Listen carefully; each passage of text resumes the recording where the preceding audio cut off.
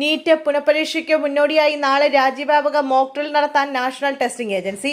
തയ്യാറെടുപ്പ് വിലയിരുത്താനും സുഗമമായ പരീക്ഷാ നടത്തിപ്പ് ലക്ഷ്യമിട്ടുമാണ് ഈ നീക്കം. രാവിലെ 9 മണിക്ക് ആരംഭിച്ച് വൈകുന്നേരം വരെ നീണ്ടു നിൽക്കുന്ന മോക്ക് ഡ്രില്ലിൽ 2.5 ലക്ഷത്തിലധികം സുരക്ഷാ ഉദ്യോഗസ്ഥർ ഭാഗമാകും.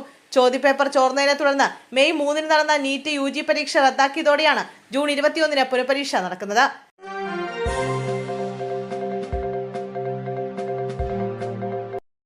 ബജറ്റിനെ പ്രശംസിച്ച മമ്മൂട്ടി. VD സതീശൻ സർക്കാരിന്റെ കന്നി ബജറ്റിനെ പ്രശംസിച്ച നടൻ മമ്മൂട്ടി.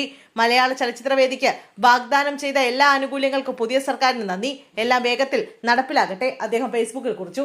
മമ്മൂട്ടിക്ക് പുറമെ മോഹൻലാൽ, പൃഥ്വിരാജ് എന്നിവരും പരിഗണനകൾക്ക് നന്ദി അറിയിച്ചുകൊണ്ട് പ്രതികരിച്ചിരുന്നു. ബജറ്റ് പ്രഖ്യാപനത്തിന് പിന്നാലെ ഏറ്റവും ശ്രദ്ധയാകർഷിച്ചത് മോഹൻലാലിന്റെ സോഷ്യൽ മീഡിയ പോസ്റ്റായിരുന്നു.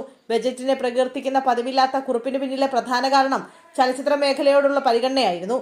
കൊച്ചിയിലെ ഫിലിം സിറ്റിയും വ്യവസായം എന്ന പരിഗണനയും.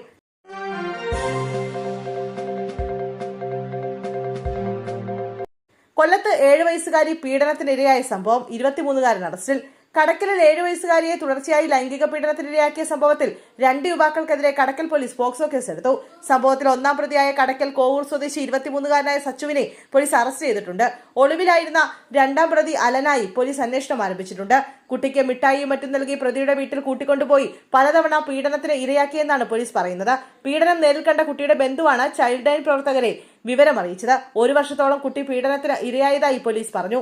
ചൈൽഡ് ലൈൻ നൽകിയ വിവരത്തിന്റെ അടിസ്ഥാനത്തിൽ കടക്കൽ പോലീസ് സ്ഥലത്തെത്തി അന്വേഷണം നടത്തി പ്രതിയെ പിടികൂടുകയായിരുന്നു. ഇരയായ പെൺകുട്ടിക്ക് ചൈൽഡ് ലൈൻ അധികൃതരുടെ നേതൃത്വത്തിൽ കൗൺസിലിംഗ് നടത്തി വരികയാണ്.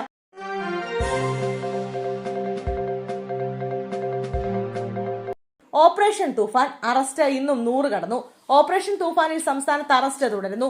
24 മണിക്കൂറിനിടെ 137 പേർ അറസ്റ്റിലായി. 126 കേസുകളാണ് ഇന്ന് മാത്രം സംസ്ഥാനത്ത് രജിസ്റ്റർ ചെയ്തത്. 2.5 ഗ്രാം MDMA, 59 കിലോ കഞ്ചാവ്, 4 ഗ്രാം ഹാഷിഷ് ഓയിൽ, 3 കഞ്ചാവ് ചെടികൾ എന്നിവ പിടികൂടി. ഇന്നലെ 111 പേർ സംസ്ഥാനത്ത് അറസ്റ്റിലായിരുന്നു. 108 കേസുകളാണ് ഇന്നലെ രജിസ്റ്റർ ചെയ്തത്. 60 ഗ്രാം MDMA, 38 കിലോ കഞ്ചാവ്, 1.5 gram hashish oil, 11 gram brown sugar എന്നിവയും പിടിച്ചെടുത്തു. അതേസമയം ഇതുവരെ സംസ്ഥാനത്ത് അറസ്റ്റിലായവരുടെ എണ്ണം 3313 ആയി. 3080 കേസുകളാണ് രജിസ്റ്റർ ചെയ്തത്.